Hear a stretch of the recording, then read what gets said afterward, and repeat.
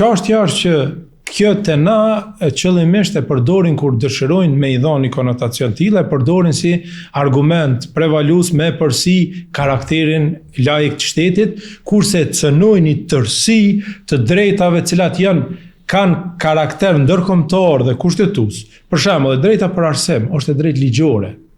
Gjykata Kushtetuese Supreme ka gabuar sepse ligji ka e përsi mbi aktet nënligjore sikur udhëzimi administrativ. Që ky udhëzim nuk është në përputhje me ligjin për arsim, se ligji për arsim thotë e drejta arsimimit është e drejtë e garantuar, drejtë e detyrueshme kushtetuese, e detyrueshme për secilin fëmijë deri në moshën 18 vjeçare, shkollën fillore dhe të mesme, pavarësisht pa asnjë lloj diskriminimit mbi bazë etnike, fetare, racore, gjinore etj. Të drejtat ato domethënë është për kufizim kategorik. Tash në këtë rast Gjykata Supreme anashkalon ligjin, anashkalon kushtetutën që përcakton drejtën e arsimit, lirinë e shprehjes, drejtën e ushtrimit besimit, manifestimit besimit që është dispozit kushtetuese, thotë që secili ka të drejtë të manifestojë besimin e vet, ta praktikojë. Me simbolet e tij, me tërsinë e tij. Kjo si për kufizim është nis më shumë mendoj për këta manastireve serbe, domethënë për iftërinë edhe ato motrat e nderit, por kjo si dispozit, në realitet është dispozit që vlen për gjitha besimet. Edhe këta manifestimin e besimit, që jo me karakter simbolik, sepse higjabi nuk ka karakter simbolik, as nuk ka një formë, është obligim, është pjesë e kategorisë obligative fetare, feja i ka rregullat e veta, shteti ka të veta. Këta nuk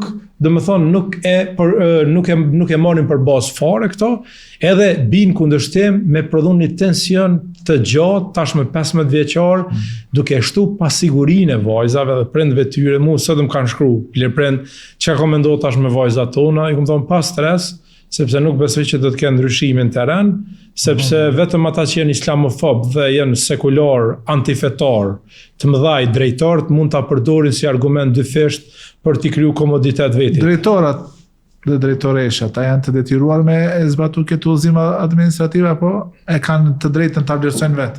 Nuk janë të detyruar. Përderisa është krijuar normë praktike që nuk janë të detyruar dhe nuk ka sankcion mbi moszbatimin e saj, në praktikë në 95% të rasteve as nuk vjen shprehje për të filluar një procedurë të largimit nga shkollat vajzave që vendojnë policë. Vetëm vende të caktuara, shkolla të caktuara ku çellojnë disa drejtor dhe pastaj po kthejnë problem politik, ku po do të marrin rolin hoxhallar, avokat, ambasada për të ndërmjetësuar që kjo punë për të menaxhuar situatën. Që të mos prodhojë edhe efekt sepse pastaj po paguajnë fatura dhe kryetarët e komunave.